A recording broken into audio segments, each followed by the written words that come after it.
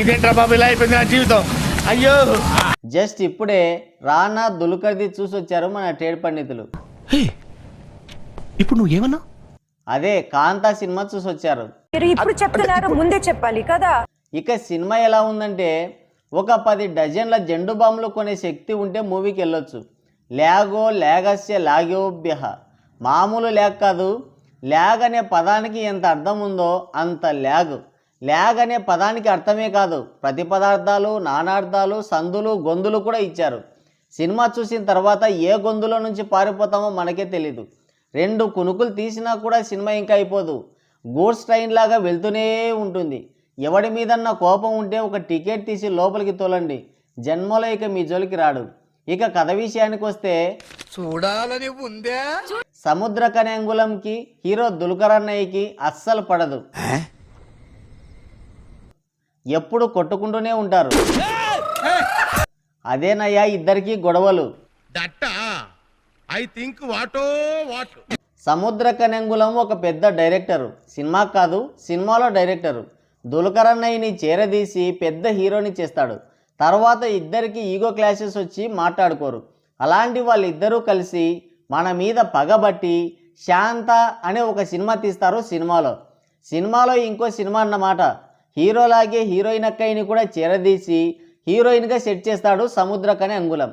ఇక సినిమాలో నటించమంటే ఇద్దరు జీవించేస్తారు. పార్కులో, బీచ్లో, అలాగే బెడ్రూమ్లో, ఇలా అన్ని చోట్ల నటిస్తారు. దాంతో సముద్రం అంగుళంకి కోపం వచ్చి హీరోని చంపాలనుకుంటాడు. సినిమాలో క్లైమాక్స్ సీన్ అని చెప్పి రియల్ గన్తో షూట్ చేయిస్తాడు. కానీ హీరో తప్పించుకుంటాడు. అక్కడితో ఇంటర్వెల్ పడుతుంది. అప్పుడే మనం కూడా తప్పించుకుని ఉంటే సరిపోయేది. ఉందామా పారిపోదామా అని ఆలోచించుకుంటూ డోర్ దగ్గరికి వస్తాం. అంతలోనే సెకండ్ హాఫ్ కూడా స్టార్ట్ అయిపోతుంది. సెకండ్ హాఫ్ స్టార్ట్ అయిన వెంటనే హీరోయిన్ అక్కయ్యని ఎవరో కాల్చి పడేస్తారు. ఎవరు చంపారో కనుక్కుందామని రానా అంగుళం పోలీసుగా ఎంట్రీ ఇస్తాడు. ఆ వచ్చిరాని యాక్టింగ్తోనే ఇన్వెస్టిగేషన్ చేస్తుంటాడు. క్లైమాక్స్ వరకు విచారించినా మనం విచారం వ్యక్తం చేయడమే కానీ ఎవరు మర్డర్ చేశారు అనేది మాత్రం ఆయన చెప్పడు. మరి రానా అంగుళం యాక్టింగ్ చూసి విసుగొచ్చిందో ఏమో తెలియదు కానీ లాస్ట్కి దుల్కర్ అన్నయ్యనే నేనే చంపానని నిజం చెప్తాడు. అప్పుడు సినిమా అయిపోయిందని ఎండ్ టైటిల్స్ వేస్తారు. ఇక చాలు బాబోయ్ మీ చలువ అని మనం లేచి బయటికి పారిపోతాం. ఇక సినిమా ఎలా ఉందంటే మన సహనానికి అగ్ని పరీక్ష పెట్టారు.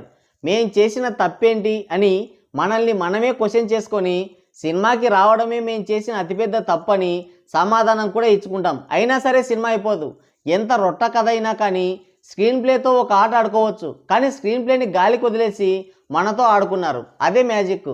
ముందు గురు శిష్యుల ఈగో క్లాషెస్తో స్టార్ట్ చేసి దాన్ని లవ్ ట్రాక్గా మార్చి మధ్యలో మర్డర్ ఇన్వెస్టిగేషన్గా తయారు చేసి లాస్ట్కి ఎటు కాకుండా జెండా ఎత్తేశారు. ఫస్ట్ హాఫే ల్యాగ్ అంటే సెకండ్ హాఫ్లో మర్డర్స్కే చేశారు. సినిమా ఎక్కడా లేవదు, అంతా తుస్సే. Lag lag lag lag. Action లేదు, కామెడీ లేదు, ఎమోషన్ లేదు. నాకైతే నచ్చలేదు. చాలామంది దుల్కర్ అన్నయ్య చించేశాడు, ఇరగదీశాడు, అరగదీశాడు అని అంటున్నారు కానీ థియేటర్లో నాకైతే ఆ ఫీల్ రాలేదు. ఏదో అలా చేసుకుంటూ వెళ్ళిపోయాడు అని అనిపించింది అంతే. ఇక రానా అంగుళం ఏదో చేయాలని, వైవిధ్యం చూపించాలని తెగ ట్రై చేశాడు కానీ వర్కౌట్ కాలేదు. ఏదో బేస్ వాయిస్ అది ఇది అంటున్నారు కానీ నాకేమంత అనిపించలేదు. బాహుబలి సినిమాలో ఆయన డైలాగ్ డెలివరీ నచ్చలేదంటే ఈ సమాజం నన్ను యాక్సెప్ట్ చేస్తుందో లేదో మరి. టెక్నికల్గా ఓకే కానీ story wise, screen play wise చూస్తే సినిమా పీకినట్టే. సో ఓవరాల్గా చెప్పేది ఏంటంటే పెద్ద ల్యాగ్ రాడ్ ఇది. వెళ్ళాలనుకుంటే హాయిగా వెళ్ళొచ్చు. సో గైస్, ఇది వీడియో. మరోసారి మరో ఇంట్రెస్టింగ్ రివ్యూతో మళ్ళీ కలుద్దాం. Thank you, take care, bye bye.